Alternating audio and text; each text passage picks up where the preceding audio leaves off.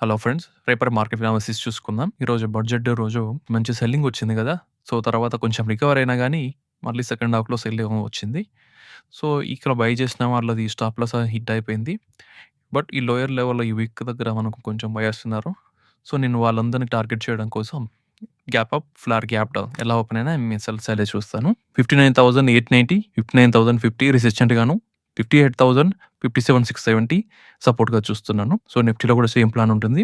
24,980, 25,140 resistant గాను, 24,600 సపోర్ట్‌గా చూస్తున్నాను. సెన్సెక్స్‌లో 81,190, 81,650 రెసిస్టెంట్ గాను, 80,079,510 సపోర్ట్‌గా చూస్తున్నాను. Thank you.